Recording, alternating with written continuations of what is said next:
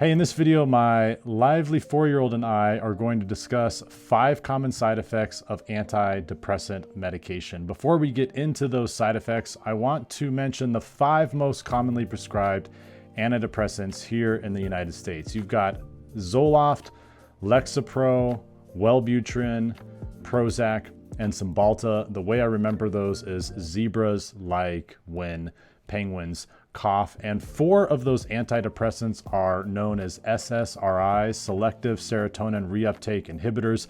Cymbalta is part of those 4. It also does a little, or has a little different mechanism of action in addition to the SSRI component. And then one of the offshoots, Wellbutrin, is completely separate, has a different mechanism of action than the other 4 SSRIs. So we'll cover those side effects separately in the end of this video. So without further ado, let's get into our 5 common side effects. So our first side effect is nausea. It is very, very common, especially when someone starts an antidepressant. Within those first few days, within the first few weeks, they might feel some stomach upset. A lot of times patients will complain that they feel like they're gonna vomit, or they just kind of feel queasy. Oftentimes they don't vomit.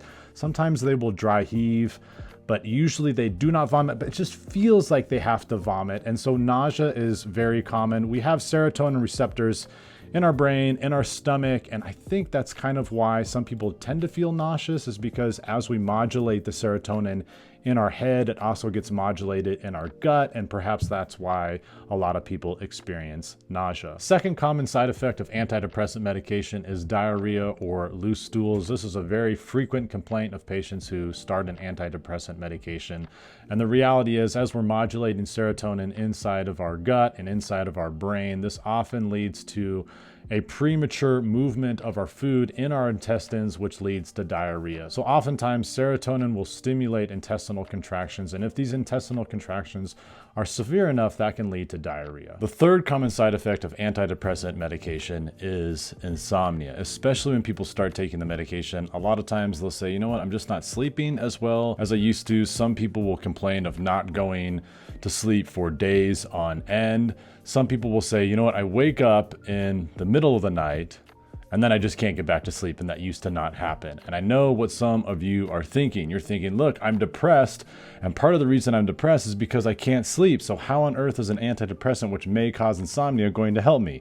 And the answer to that is, the fourth common side effect of antidepressant medication is dry mouth. For whatever reason, SSRIs tend to cause hypoactivity of our salivary glands, which leads, of course, to a dry mouth. And saliva plays a very important role in oral hygiene. It protects us from dental disease, it protects us from cavities, etc. So dry mouth is definitely a drawback to SSRI medication. The fifth common side effect of antidepressant medication is somnolence, which is really just a fancy word for feeling sleepy or tired or lethargic. A lot of times, especially when people are starting this medication, they'll just say, I don't feel like I had the same energy as before, which is definitely a huge drawback, because if you're depressed, you want more energy. You don't want less energy. So this is a big drawback to the medication. And we really shouldn't be surprised that SSRIs make us sleepy. We know that serotonin is a neurotransmitter that regulates sleep. And so as we're adjusting the levels of serotonin in the body, there's a good chance that our sleep could be affected. There's also some pretty good research that shows that SSRIs affect our REM sleep, that rapid eye movement sleep. That's a sleep that's very important for learning and for memory. And a lot of times it's during this sleep that we have dreams. So SSRIs definitely affect our sleep. They affect the way we feel. They affect our energy levels. All right, so those are our 5 common side effects of antidepressant medication. The way we remember them is the acronym DIDN't, although we're going to replace the T with an S.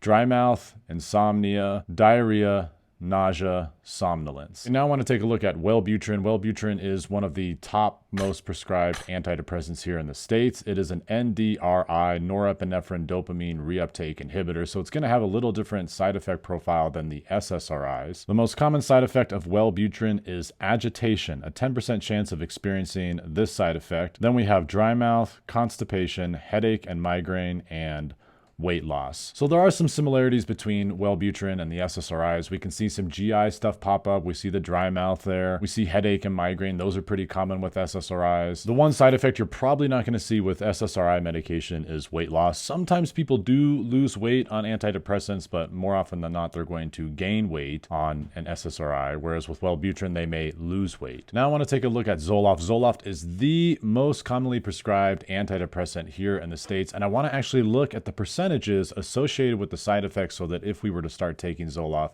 we would know what our chances are at experiencing one of these common side effects. This information comes directly from the horse's mouth. We're getting this information from the manufacturer's package insert regarding their own medication. So if we were to start taking Zoloft, we would have a 26% chance we'd become nauseous, a 20% chance we'd have diarrhea, a 20% chance we'd have insomnia, a 14% chance we'd have dry mouth, and a 12% chance we'd have fatigue or dizziness, and a 5% chance we'd be shitting our assholes out while falling asleep on the toilet with a dry mouth. Obviously, I'm joking about that last one, but I am kind of curious. You know, you've got all these side effects that have a pretty high chance of happening. I mean, a 26% chance of nausea, a 20% chance of diarrhea, that's pretty high. I'm just kind of curious, given the high likelihood of all of these side effects, what's the probability that if we started taking Zoloft, we would experience any one of these side effects? I think you just divide them all together and then that would give you the overall rate. It's been a while since I've taken statistics, but anyhow, we'll leave that up to a statistician. I hope you found this video helpful and goodbye.